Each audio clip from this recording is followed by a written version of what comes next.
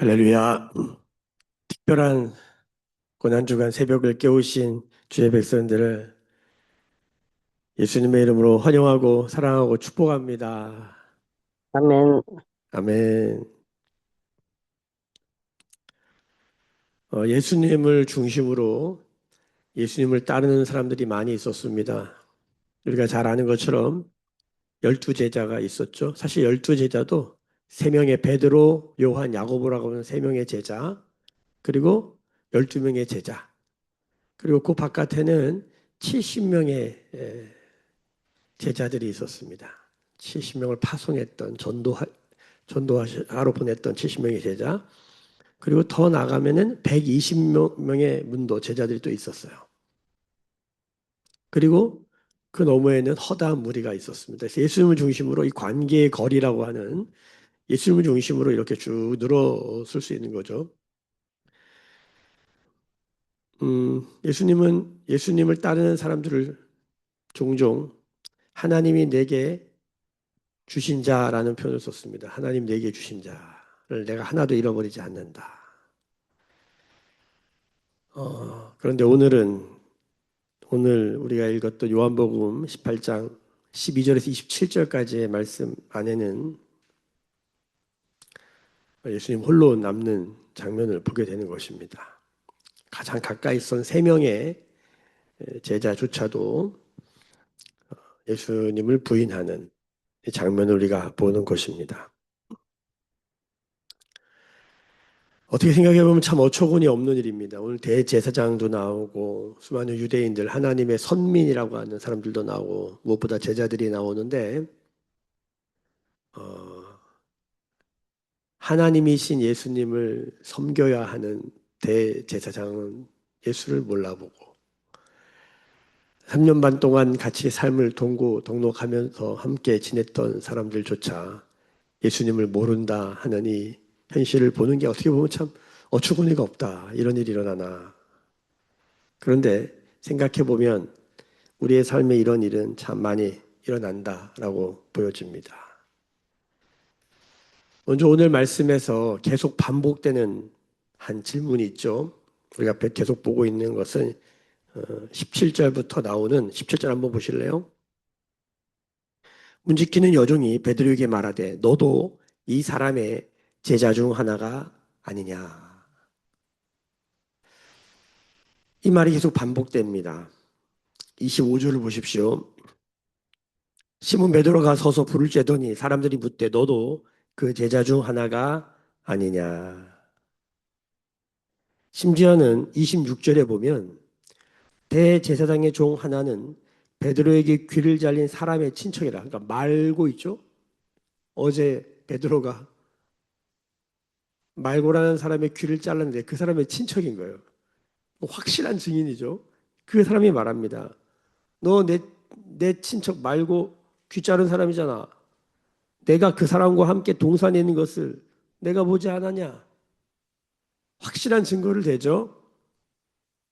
그때마다 베드로의 대답이 뭐냐면 나는 아니라 나는 아니다. 어제 예수님께서 사람들이 예수님 잡으러 와가지고 두리번거릴 때 누구를 찾느냐고 물을 때 나사렛 예수를 찾는다. 그럴 때 예수님이 대답하시죠. 내가 그다.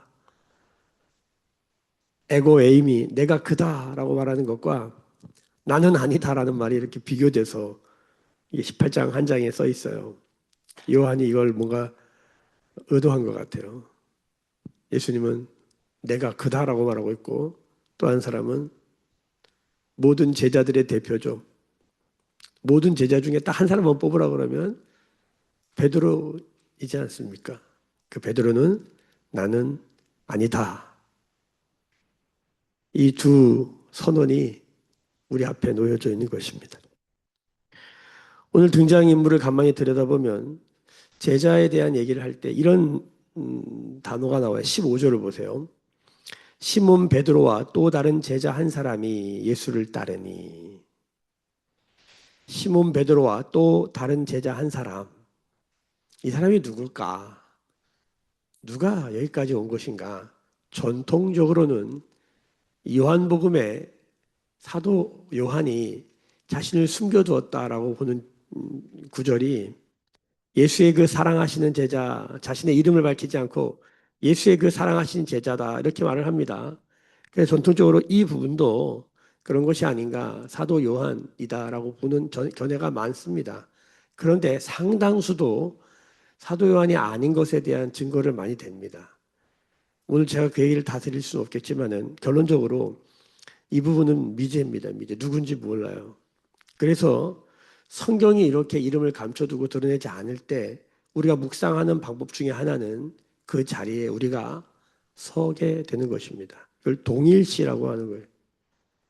시몬 베드로와 또 다른 제자 한 사람. 이 사람은 누굴까? 몰라요, 잘. 요한이라 그러면 아주 선명할 텐데 잘 모르겠어요. 근데 이런 것을 묵상할 때 이 사람이 나구나라고 묵상하는 것이 열려 있는 것입니다. 베드로뿐만 아니라 또 다른 제자 한 사람에게도 이 질문은 동일한 것입니다. 당신은 예수의 제자가 아닙니까?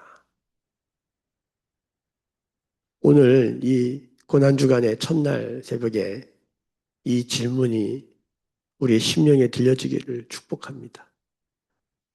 당신은 제자입니까? 당신은 예수와 함께 있었던 자가 아닙니까? 네, 맞습니다. 우린 예수님을 따랐고 예수님과 함께 있었습니다. 이거는 말을 하냐 안 하냐의 문제가 아니라 그야말로 팩트, 사실의 문제잖아요. 뭐가 진짜냐? 뭐가 진실이냐? 똑같은 것을 경험해도 사람마다 보는 게 너무 달라요. 얼마 전에도 어떤 회의를 함에 있어서 설문조사를 했고 이 설문조사가 말하는 게 무엇인가를 말하는데 너무 다른 거예요. 의견이 분분한 거예요. 어떤 사람은 화를 내고 어떤 사람은 슬퍼해요. 그 감정 때문에 뭐가 사실인지가 잘 안 보일 때가 많아요. 그래서 때로는 우리가 진실에 가까이 가려면 우리의 감정이 좀 솔직해질 필요가 있다. 나는 예수의 제자인가? 예전에 그런 책 제목이 있었어요. 제자인가? 팬인가? 말씀 서두에서도 나눴던 것처럼 예수님을 따르는 수많은 사람들이 있었습니다. 그런데 예수님과 관계의 거리가 다 달랐습니다. 우리가 보통 팬이라고 말하는 것은 허다한 무리입니다. 허다한 무리도 예수님을 따랐습니다. 그들은 예수님이 능력이 나타나고 기적을 베풀고 그러면 그들은 어김없이 주님의 주변에서 환호성을 지르고 열광하고 소리를 지르면서 막 주님을 높였습니다. 주님을 임금으로 왕으로 삼으려고 했어요. 왜? 아, 떡이 나오는 거예요. 뭐가 콩고물이 떨어지는 거예요. 그래서 그 팬인가 제자인가의 책에 보면은 팬과 제자의 큰 차이의 기준을 뭐로 보냐면 대가지불이에요. 대가지불. 교회를 함께 교회 공동체에 속해서 함께 교회라는 그리스도의 몸을 이루어도 다 다릅니다. 근데 팬인가 제자인가를 어디서 보냐면 대가지불이 나올 때 손님인지 성도인지가 드러납니다. 누군가 우리에게 제자입니까? 라고 물을 때 대가지불할 마음이 있는가? 그 마음이 없으면 우리도 팬일 뿐입니다.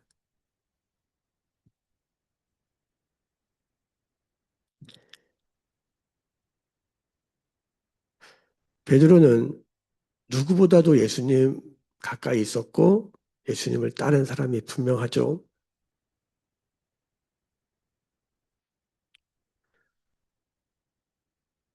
베드로는 실패합니다. 오늘 맨 마지막 말씀에 27절을 함께 보겠습니다. 이에 베드로가 또 부인하니 한 번이 아닌 거죠. 또 부인하니 저는 목사입니다. 목사. 그런데 어떤 저를 보냐면 엘리베이터나 어떤 공간에 갔는데, 다른 공간에 갔는데, 사람들이 저한테 큰 소리로, 목사님! 이러면 되게 불편해요. 불편해. 그러지 않았으면 좋겠어.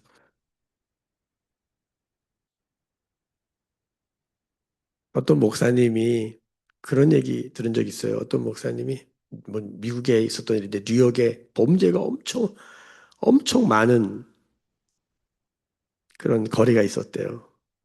이분이 어떻게 해야 될지 몰라가지고 어떻게 했냐면 그 왜 목사님들이 입는 옷이 있잖아요. 옷. 목사님들이 입는 옷 뭐냐면 그걸 이름이 생각이 안 나네. 차이나 칼라라 그러나? 그런 이렇게 넥타이 아니고 이렇게 신부님들이 입는 옷 있잖아요. 그 뭐라 그래요? 갑자기 차콜? 예? 아, 네, 여하튼 그거 로만 칼라? 아무튼 그걸 입고 그 범죄가 많이 일어나는 그 거리 모퉁이에 서서 가만히 있었대요. 이렇게 가만히. 그랬더니 범죄가 줄어들었더라고. 뭐 그런 얘기가 있어요.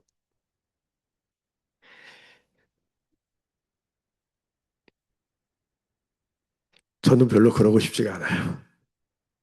여러분 어떠십니까? 내가 어떤 옷을 입고 내가 누구인지를 드러낸 다음에 거기 서 있는 거예요. 세상에 경찰이 경찰복만 입고 교통경찰이 길거리에 서 있으면 사람들이 법을 눈치 보며 지킵니다. 내가 예수 그리스도의 제자인 것을 드러내면 사람들이 좋아할까요? 여러분 오늘 예수님도 때립니다. 오늘 예수님이 맞아요. 처음 맞으셔요. 대제사장의 종에게 얼마나 웃긴 장면이에요.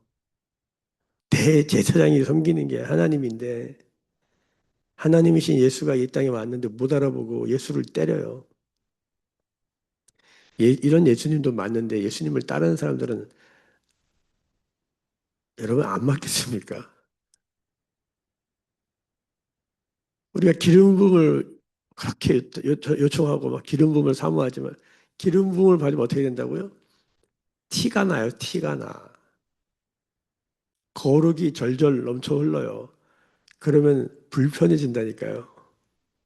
하고 싶은 거 다 못한다니까요. 그러니까 가만히 뜯어보면 우리는 거룩을 별로 원하지 않을 수 있어요.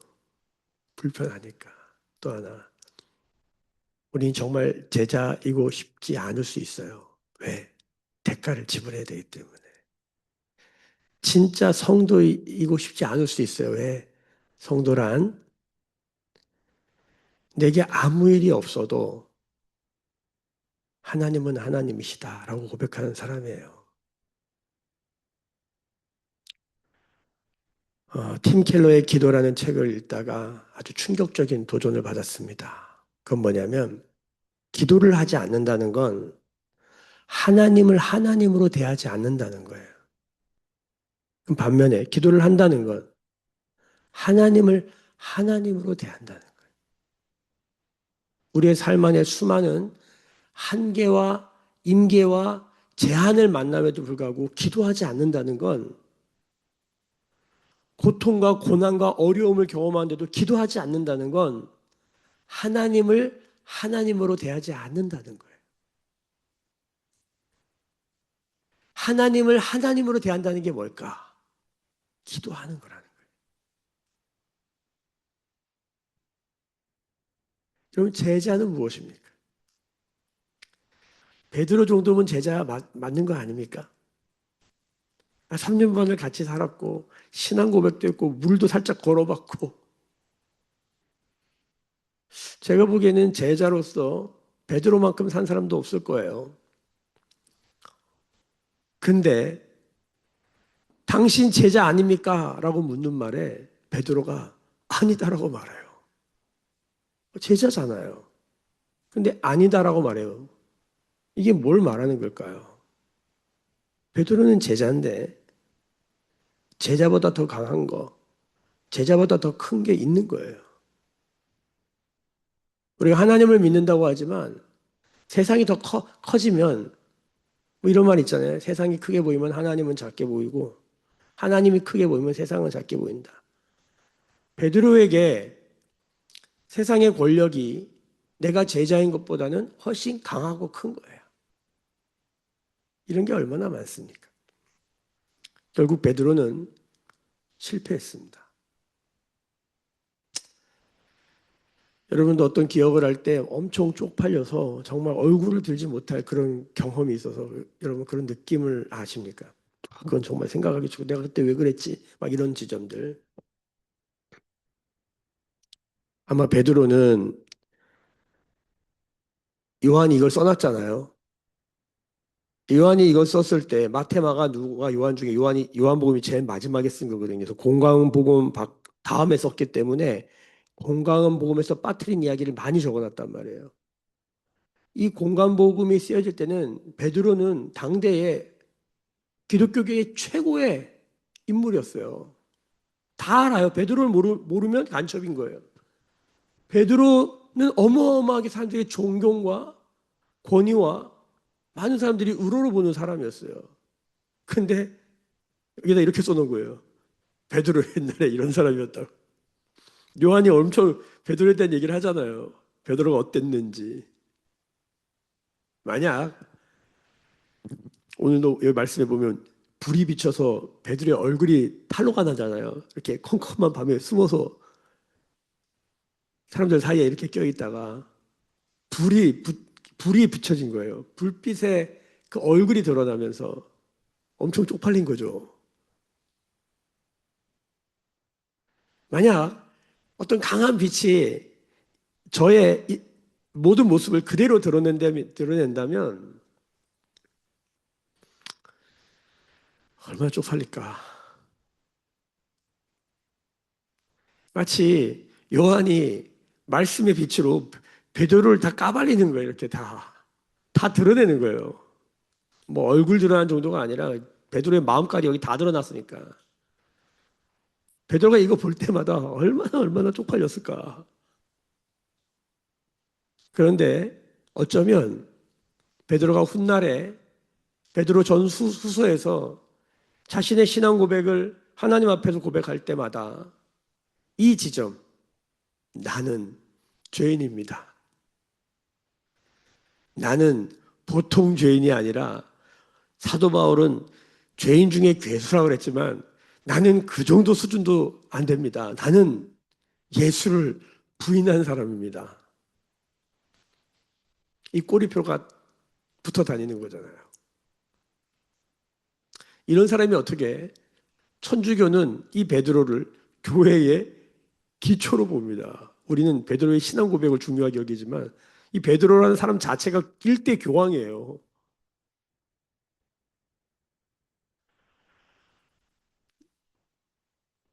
여러분, 이 베드로가 이런 죄인 중에 괴수를 넘어선 예수를 부인한 예수님을 자기의 성격의 칼로 잘라낸 나는 아니다라고 선언했던 이 사람이 어떻게 훗날에 교회의 지도자가 될 수 있었습니까?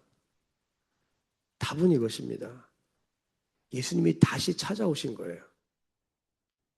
예수님이 다시 찾아오신 거예요. 여러분 이걸 기억하셔야 돼요.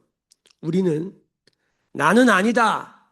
나는 제자가 아니라고 제자처럼 살고 있지만 사실은 아니라고 말하고 있는 우리의 삶의 현실을 볼 때에 이 괴리, 이 모순을 발견할 때마다 우리가 기억해야 되는 건 그러면 우리의 마음은 첫 번째 여기 오늘 말씀에 닭이 울더라.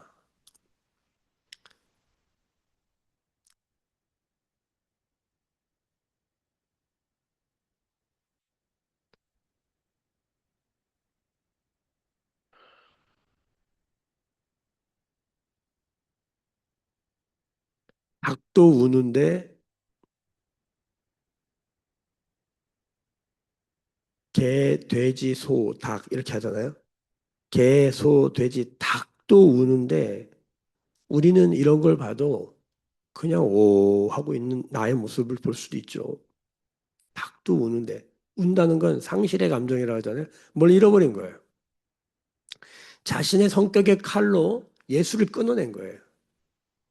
자신의 기질과 경향성과 선호도와 이런 걸로 예수를 끊어내는 거예요.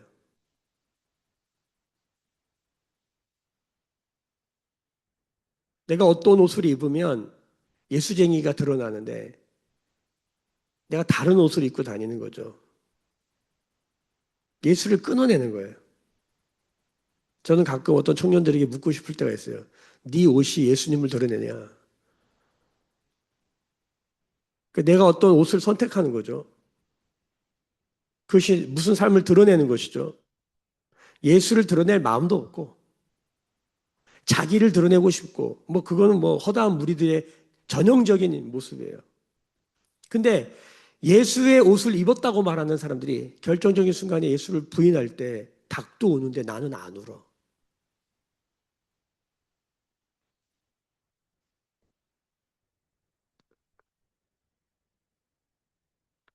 이런 우리를 주님이 다시 찾아오세요.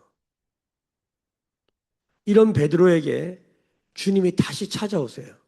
그게 뭡니까? 부활입니다. 부활의 핵심은 이런 베드로, 이런 제자들, 이런 인간들에게 닭도 우는데 눈물 나지 않는 이런 인간들에게 주님이 다시 찾아온다는 거예요. 또는 이 고난주간의 끝에 다시 찾아오시는 예수를 만난 우리가 되기를 소망합니다. 기도하겠습니다.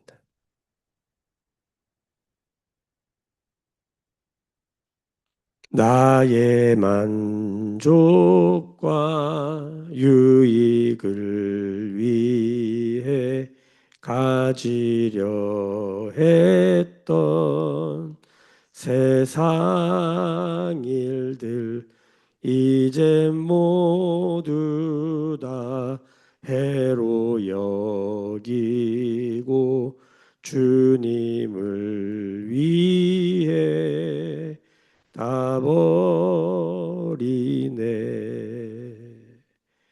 내 안에 가장 귀한 것 주님을 알미라. 모든 것 되시며 의와 기쁨 되신 주 사랑합니다.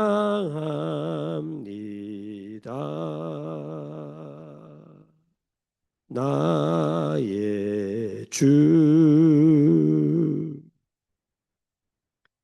지금은 우리 주 예수 그리스도의 은혜와 하나님 아버지의 크신 사랑하심과 성령의 실패하나 다시 주님 앞에 서게 되는 부활의 은총이 오늘 머리 숙여 기찬하며 주 앞에 나아가는 주의 백성들의 머리 위에 그들의 삶과 가정과 생업과 일상과 일터 위에 매일 교회와 조국 교회와 열방에 나간 선교사님들 위해 지금부터 영원까지 함께 계실지어다. 아멘. 주의 영광 이곳에 가득해 우린 선의 주님과 함께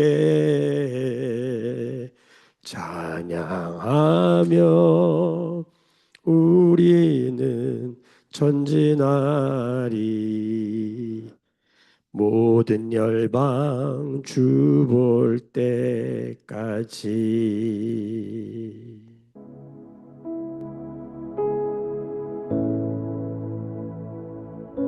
우리 그리스도의 몸 매일교회가 제자입니까? 나는 제자입니까? 이 질문에 응답하는 기도의 시간 되기를 축복합니다. 예. 그리스도의 몸에 연약한 자들을 위해서 기도하십시오. 기도하겠습니다.